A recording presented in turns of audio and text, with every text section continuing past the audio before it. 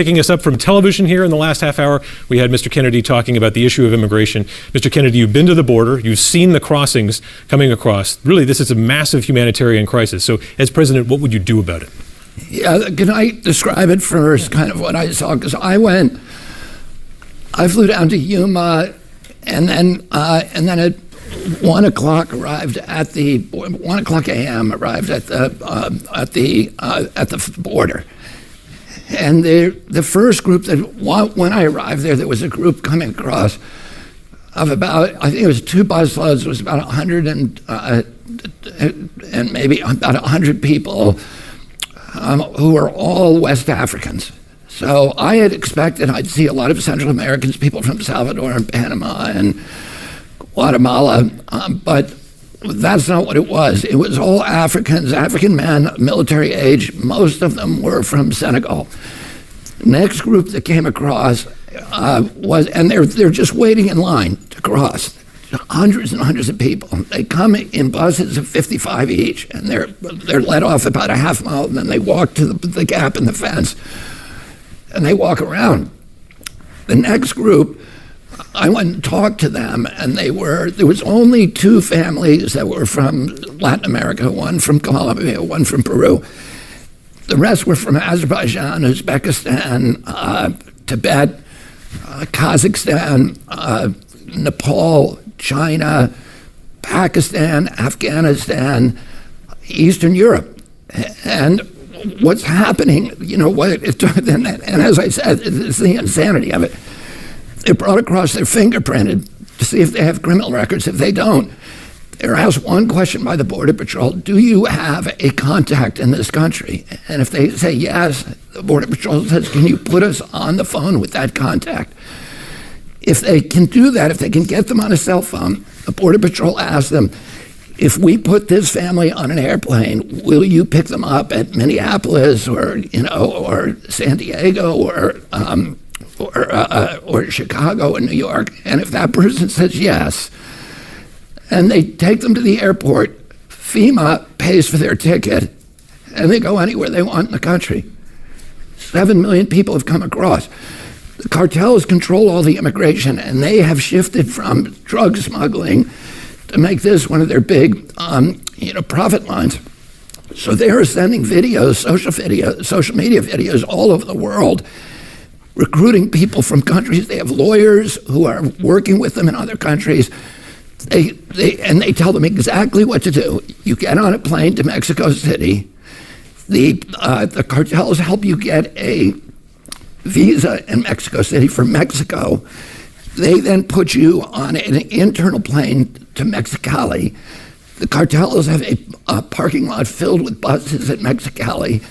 You get on one of those buses, and then they drive you to the to the crossing. And there are 9 big crossings. So, and the one I went to was in Yuma, and the night I went there, probably 600 to 800 people came across, and the little town of Yuma is bearing a lot of the initial burden because a lot of these people are sick, so they go to the hospital. There's a lot of pregnant women. I talked to them. I spent a day with the head of the hospital, and he said that a few months ago there were so many pregnant immigrants in his hospital. They occupied 32 of the 35 beds on the maternity ward, and a lot of local women who had scheduled pregnancy inductions, induced births, C-sections, whatever, could not get in, had to cancel or postpone their appointments. He said that he spent $27 million of the hospital's budget last year unreimbursed to take care of the immigrants. And we talked with the sheriff who told us, because the entire Border Patrol is now processing people, there's nobody guarding the border, and the drugs are pouring across through the other place. If you're a smuggler or a bad guy, you don't come through that fence, around that fence. These are all people who intend to stay in this country. When they stay, they're given a court date 7 years from now. And meanwhile, there's 1 million immigrants who are legally coming here, 1.1 million immigrants who go through the whole process, which could take them 8 or 10 years. And this is like a stick in the face for them. So, no country can survive if it can't control its borders, and we're not doing that. The good news is this, that everybody that I talked to there said that this is easy to stop. That the way to stop it is very, very simple, and that they've been doing it before. Now, I didn't like to hear this because I'm not a big fan of Donald Trump. I did not like his wall. But what the Border Patrol and everybody else said is, you don't need to build a physical barrier from San Diego, 2,200 miles to Brownsville, Texas. You do need a physical barrier in certain places where there's high-density populations. The rest of it you can monitor with ground monitoring, very, very sophisticated surveillance and ground monitoring systems. Many of those were put up during the Trump administration, but for some reason, the Biden administration, when it came in, took down the towers and they removed the ground sensing systems. This is not something that, as a Democrat, that I want to hear. And then, once it got out that this is an open border and the cartels saw that there's a huge profit opportunity here, the flow has just increased exponentially. But we can stop it. During the Trump administration, the crossings at UMR were about 10 to 25 a day at most. Now, as I said, they're 200 to 800 a day. So, we can solve this problem, but we need to do it in a way that's sensible, that's common sense, and that is not causing this terrible, terrible humanitarian crisis.